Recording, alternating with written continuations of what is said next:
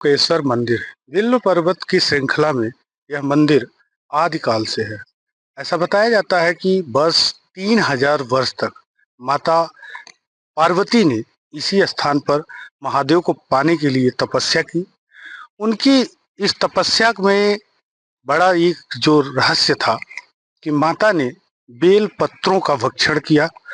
तपस्या काल में उनके सुख सुविधाओं का यहाँ कोई व्यवस्था नहीं थी। स्थिति यह थी कि बेल पत्र खाकर वह 3000 वर्ष तक महादेव को प्राप्त करने के लिए तपस्या करती रही। हम आगे बता दें कि माता पार्वती की सुविधा के लिए स्वयं ब्रह्मा जी ने एक कुंड का निर्माण किया। ऐसा प्रायः देखा जाता है कि पहाड़ों में किसी कुंड का सृजन हो, जिस कुंड में कभी जलधारा समाप्त नहीं होती। आज हम यहाँ के महंत से जानेंगे, यहाँ के पुजारी से जानेंगे कि महाराज यहाँ की क्या विशेषता है, यहाँ नवरात्रों में क्या विशेष व्यवस्था की गई है।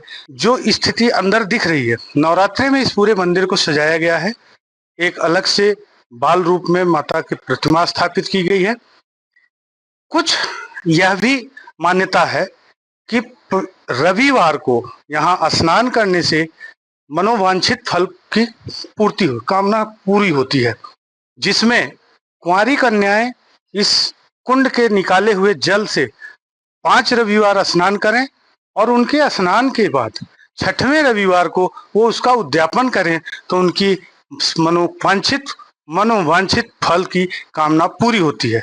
उनके सुयोग्य वर मिलता है। यही नहीं, जिनकी संतानें नहीं हैं वो माताएं इसी कुंड के जल से स्नान करती हैं और माता का ध्यान करके, उनका अनुष्ठान करके वह पुत्र या संतान की प्राप्ति की कामना भी उनकी पूरी होती है। यह माता पार्वती का वह स्थल है जहां पे उन्होंने 3000 वर्ष तक केवल विल्ल पर्वत की श्रृंखला में उन्होंने 3000 वर्ष तपस्या की, जिस पर प्रसन्न होकर स्वयं महादेव उनको दर्शन देते हैं और पति रूप में उन्हें मिलते हैं। बता दें, धर्मनगरी हरिद्वार जिसे पंचपुरी भी कहा जाता है, ये पंचपुरी में माया मंदिर जिसकी विशेषता है, उसी समान बिल्वकेश्वर मंदिर में इस गौरी कुंड की अपनी महत्ता है।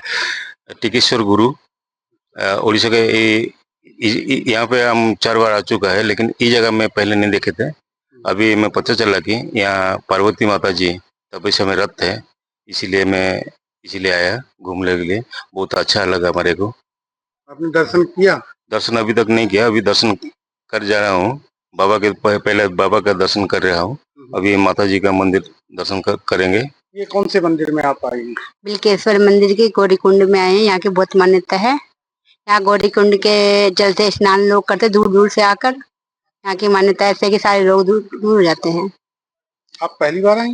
नहीं, मैं यहाँ आती रहती हूँ, हरिद्वार की रहने वाली हूँ। हाँ जी, संतोषी माता मंदिर में मैं अक्सर आती रहती हूँ। यहाँ से मुझे 10-12 साल हो गए यहाँ आते हुए।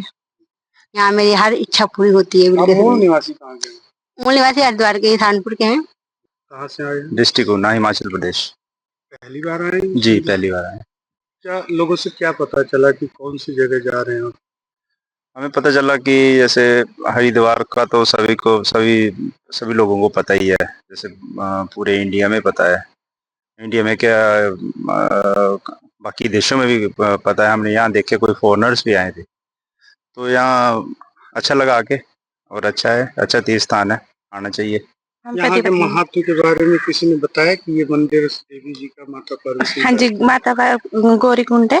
यहाँ पर माता पार्वती ने तपस्या की थी 300 साल पुराने 3000 है। हाँ जी, तो शिव जी को पाने के लिए। और महात्मा यहाँ का बताया गया, और काफी स्थानों पर घुमाया उन्होंने, अच्छा सारा ठीक लगा। हमारा नाम दिगंबर नितेशवन है। यहाँ बिल्केश्वर महादेव है, हरिद्वार है। यहाँ आगे भगवती गौरी कुंड है, भगवती का माता तपस्या की है। यहाँ स्नान करने से, रविवार को स्नान करने से बच्चे जिसको नहीं होते उनको बच्चे होते हैं, बच्चे प्राप्त होते हैं। मनोकामना यहाँ पूर्ण होते हैं। जिसके शादी नहीं होते, स्नान करने में शादी होते हैं। रोग भी हो, स्नान करने से यहाँ कुंड में रोग नाश हो जाते हैं। यहाँ महादेव का स्थान है, यहाँ मनोकामना पूर्ण होते हैं।